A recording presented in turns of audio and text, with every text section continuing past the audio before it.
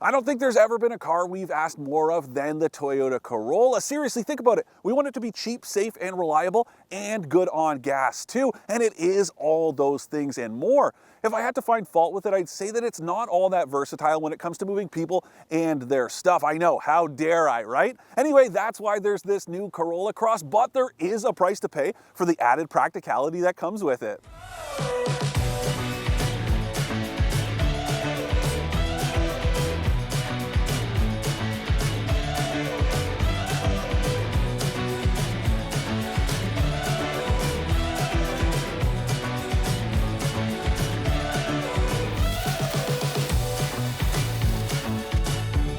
For more expert car reviews, don't forget to share our channel and subscribe so you can catch some of this and maybe even a little of that. It's been, what, 30 years since the last time there was an all-wheel drive Corolla sold in North America, and that was totally different.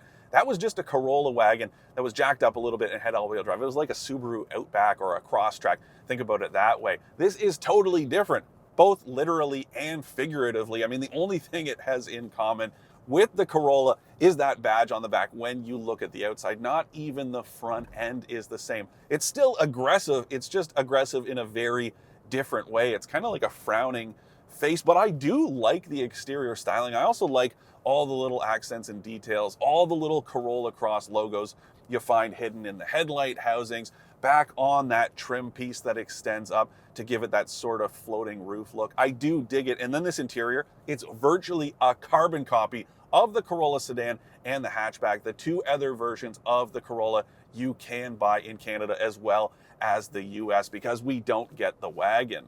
The only real changes in here, I think, are pretty important ones. For starters, the heated seat switches. Remember me complaining about those? In both of the Corollas I've tested recently, they're tucked way down under the dash, really hard to reach, so awkward. Well, they've been moved to a much more conventional position just below the HVAC controls. That's really cool. And the USB port has been moved too. That was also tucked up under the way the dash rolls down here. That's right beside the heated seat switches, and it makes an awful lot of sense. Though there is something to point out that's the same with those Corollas as well. There's only one USB port up here, and it's USB-A. There are no USB-C ports. That's a bit of a bummer because, I'm by myself right now, so I've got my phone hooked up to Apple CarPlay. There's also a wireless charger in this one I'm driving, but if I had someone sitting beside me, there's nowhere for them to plug their phone in. Now, there are two USB ports on the back of this center console, but that's only in this top trim. So that means if the kids are in the back and you don't buy this most expensive version, well, they're out of luck too. That to me is a bit strange, but I don't want to complain too much because I am happy with this reconfiguration. Oh, and the other thing I should point out about these heated seat switches, this is the only Corolla that you can buy in Canada that has standard heated seats. Yes, that's right, both the Corolla hatch and the sedan, they are not included in the cheapest trim, but they are included here, and that is really cool. And then the other big difference about this interior is just how much bigger it is. Now, obviously, width is the same as those two versions, but headroom is the big one. This thing is so much taller, and that means there is a ton of space. Just take a look at me in here. I always tell you guys, I'm 6'3", and I have all kinds of room. There's actually more headroom up here with this sunroof than you get in the Toyota RAV4 in the same configuration. That to me is very impressive because it means Toyota has maximized the space that's available here. That's always been a disappointment of mine with the RAV4, but as you can see, I've got all kinds of room. And then when it comes to the second row, well, it sort of splits the difference between the sedan and the hatchback. The sedan has a ton of legroom. There's not quite as much here, but there's more than the hatch, and we should all be so thankful that that is the case. And then the other big thing is all the cargo room. Now, I think there's about 750 liters behind the back seats and somewhere around 1,900 with them folded. Both of those are more than you get in the Corolla hatchback. But another thing that's very important here, when you fold down the rear seats, they actually fold flat.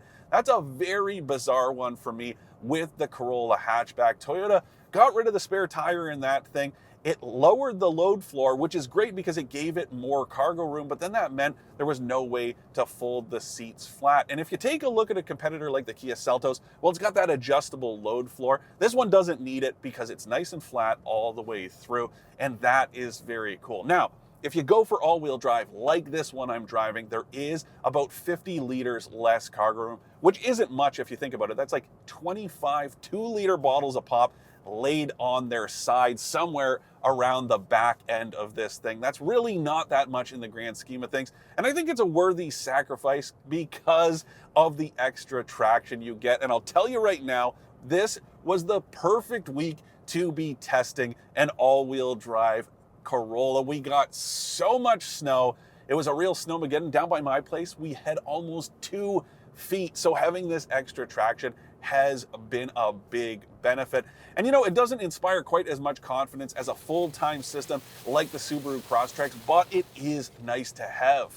Now, it's optional on the L and LE models. It's $1,400, and then this XLE, it is included. It's a fully automatic system, so there are no switches, no drive modes, no nothing. You just let it do its thing, and it does prioritize front-wheel drive in the name of efficiency, but it chips in with rear-wheel traction when you need it. So if the front wheels start to lose traction or you're accelerating, it'll send some of the torque to the back, but otherwise it powers the front wheels. And you know what? It is a very handy system that responds really quickly. Like I said, we had a ton of snow. The roads are cleared now, but at first, when the plows went by, you had that really tightly packed surface of snow on the road, and I did try to sort of intentionally upset it and cause it to kind of freak out to see if the wheels would spin and then it would react, but it was almost preemptive in how it worked. I was really impressed with the way it all comes together.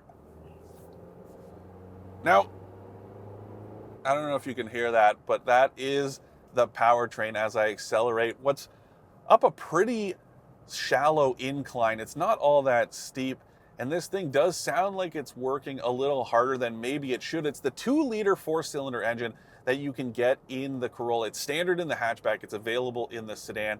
It makes 169 horsepower and 151 pound-feet of torque, and normally it's been enough in every experience. No, it's not a super exciting engine, but it does have what it takes to get those things moving, and passing maneuvers, merging, none of it has been a problem in any other Corolla I have driven. But in this thing, it feels pretty anemic. Now, I'm sure the all-wheel drive system is part of the problem because, of course, it takes torque to drive the rear wheels, and that takes it away from the front. So it's not going to feel as peppy as a result. But honestly, I'm just pretty disappointed in how bogged down it feels, especially when you're accelerating from a standing start. I'm sure the continuously variable automatic transmission that's paired to this engine is part of the problem, but it's also not an excuse. And the other thing is, Toyota gave it a conventional first gear to help with that acceleration, and it doesn't feel like a conventional transmission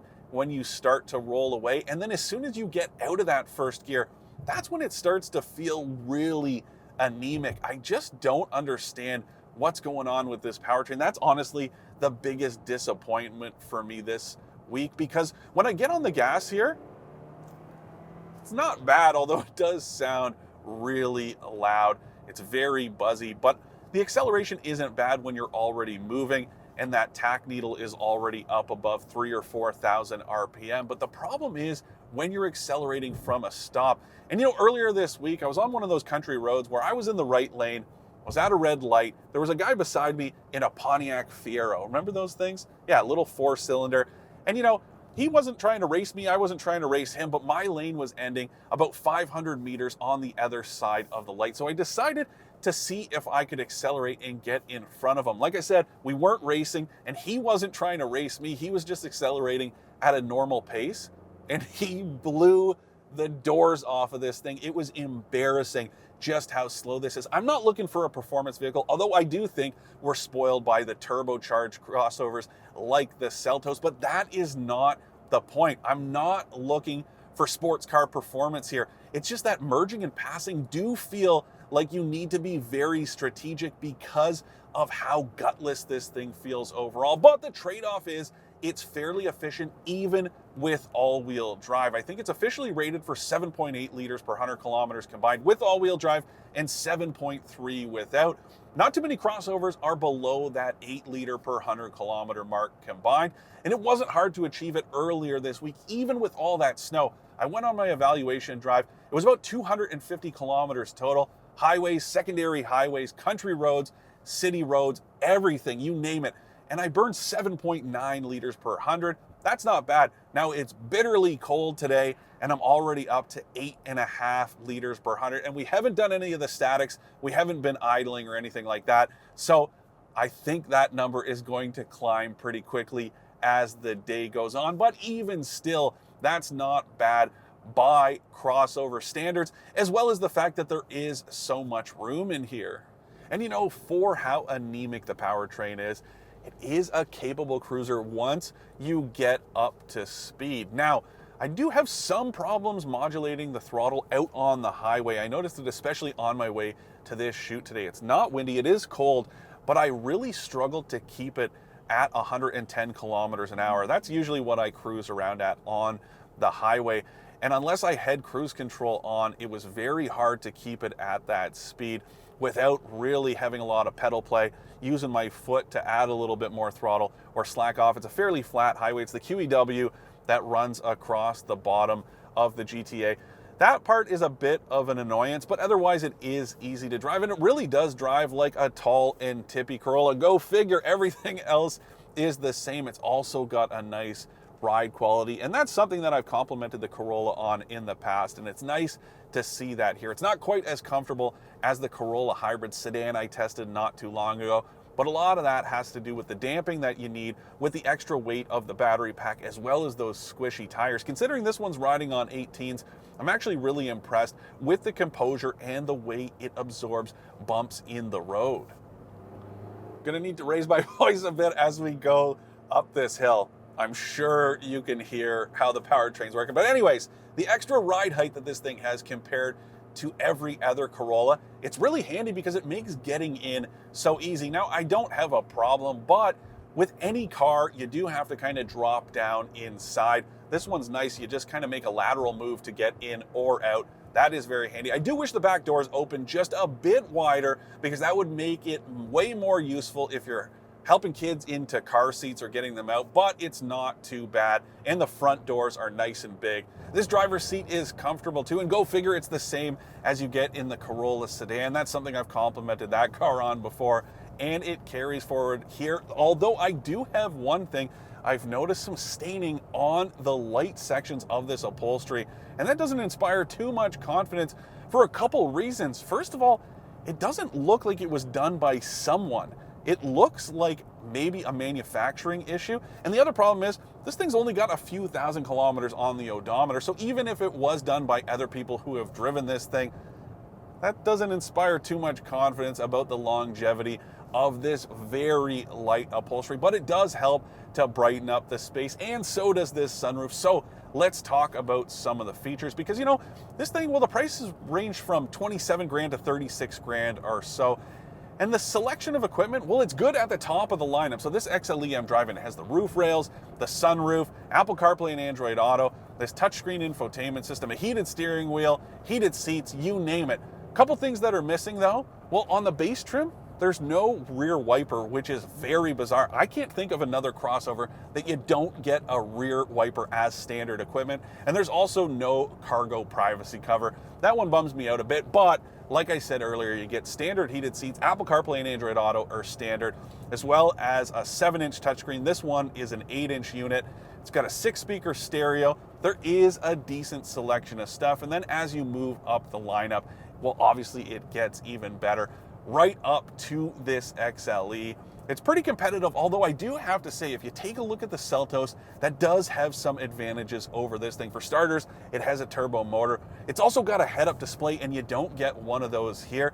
And the other thing that bums me out, there's no heated rear seats. And that doesn't bum me out just because you can get them in the Seltos, but also because the Corolla sedan in both hybrid and gas power, you can get heated rear seats. So I'm not quite sure why they were kept off the list here. And the other reason that bums me out is because Well, heated front seats are standard in this thing and they're not in the Corolla sedan. So I'm not sure what Toyota was thinking with the packaging here, but that does stand out as something that might be a bit of a letdown, especially because of how much more usable room this thing has overall compared to the sedan or the hatchback. But again, that usability is something this has in its favor. You know, advanced safety equipment is pretty good too. The cheapest trim doesn't get blind spot monitoring, but everything else is included. You've got Toyota's lane tracing system, adaptive cruise control, forward collision warning with pedestrian and cyclist detection, and automatic emergency braking. Now, like I said, the base trim skips that blind spot monitoring. The other two get it, and then this top one even has low speed reverse automatic braking. It is very cool, though I do have to say I'm a bit disappointed Toyota doesn't include lane keep assist in just its lane tracing system. And you know, if you're not aware of what the differences are, well, lane keep just keeps you in between the lane markings. So if you do start to drift, it'll push you back. Whereas lane tracing is more of a lane centering, lane following function. That does have its place, especially out on the highway. But I like the way Hyundai and Kia manage that, where they give you both. They call it highway driving assist, but it's the same thing. And it will even help to steer you around curves in the highway. But there's also lane keep assist. So if you're not comfortable using that and you just want lane keeping, or you don't want any of them, you can shut them off. This, you only get lane tracing, but it does work well for the most part. It's not quite as smooth as Nissan's advanced driver aids, but it's decent overall, and it's great to see it standard on all three trims. That is an advantage this has. But I do have to say, if you were going to take the Corolla Cross for a test drive, make sure you also check out that Kia Seltos, as well as competitors like the Subaru Crosstrek, the Volkswagen Taos, or yes, even the Mazda CX-30. This is a very competitive segment. I do think this has what it takes to mostly keep up, but you should check out your other options too. To recap, I like the look of the Toyota Corolla Cross, that it's efficient even with all-wheel drive, and the overall versatility it has. I don't like the underwhelming acceleration, that there are no heated rear seats in the top trim, and that lane keeping isn't included, only lane tracing. I love small cars as much as anyone else, but it's hard to argue with all the extra room you get in this Toyota Corolla Cross, not to mention the option of adding all-wheel drive. That powertrain, yeah, it could definitely use some tweaks, but this is a fairly well-executed machine overall. You know, we keep asking more and more out of the Corolla name, and it seems to deliver time and time again. But before you put too much stock in it here, make sure you check out some of the competition too.